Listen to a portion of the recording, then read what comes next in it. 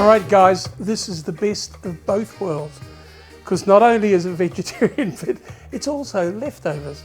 Because I got some leftover veggies, you know, let's just have a look here. So I've got those Japanese eggplant, which I've just sliced. There was about a half of one of those. Bit of medium carrot, zucchini, a few bits of those. A little bit of leftover capsicum, red and yellow, and the smallest amount of red onion. Not a lot there. I mean, I think I could have done with a little bit more.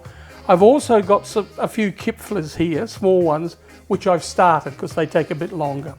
And all I'm going to do is roast these, you know, with some nice flavours in them as well. So we'll just throw them into a roasting pan. We will then add a couple of spices, some ground coriander. Now be a bit careful, don't put too much because I'm putting a few things on. So a little bit of ground coriander on there, and a little bit of ground cumin. And then I'm just going to make a nice little mix. A little bit of olive oil, some garlic, decent amount of garlic, and some harissa, which is a Middle Eastern chili paste, much as little as you like. Depends, you know, if you like things that are spicy. I like spicy things, you know that. And we'll throw that in. And then toss that around and put it in the oven, about 180 degrees, until it's got a bit of colour. You know, you don't want to burn black. That's colour, isn't it? No. But you know, keep tossing it every now and then, just to give it some nice smoky flavours, I suppose is what you'd call it, and some salt. All right, guys, into the oven, 180 degrees, 200, something like that.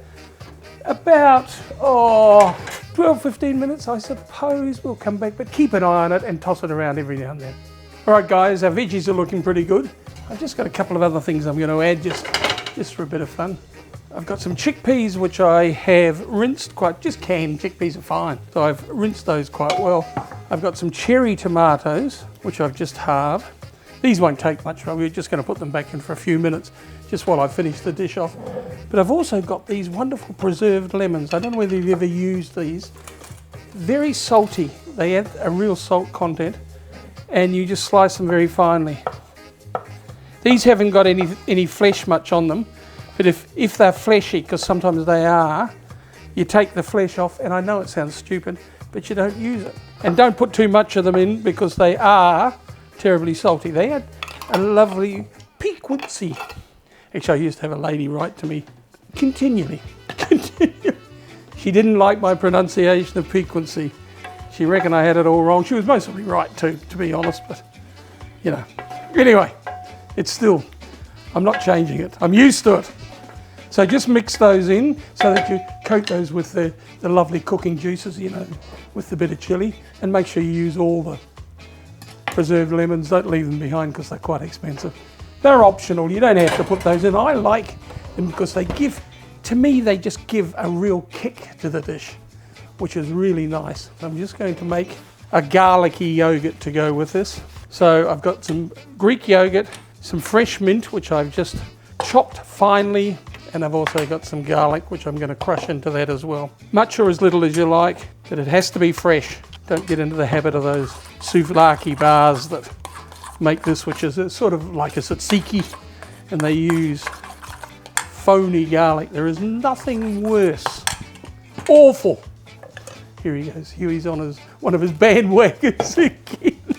I've just got a little bit of rocket here, which I'm just going to make a little bit of salad on to put on the top. Some olive oil, some sherry vinegar or some red wine vinegar, or even some balsamic.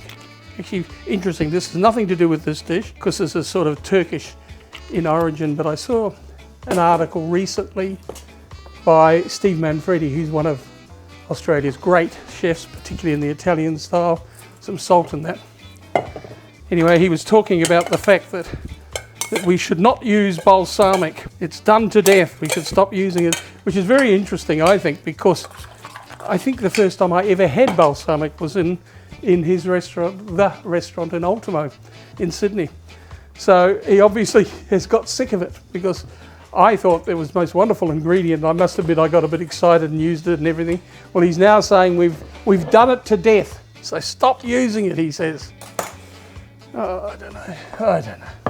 A wine to go with this. Now, we need something white, but we need something that's got, you know, some real flavours to it. Now, I'm not a huge fan of New Zealand Sauvignon Blanc. I find it a bit grassy and a bit hard to drink. But It'll be perfect with this. So we've got a lovely Taurua Bay from Marlborough. So it's one of the traditional Sauvignon Blancs from New Zealand, which does have that sort of grassy, greeny flavour. It is not my favourite wine, but in this circumstance, it will be absolutely perfect, guys. You will enjoy it.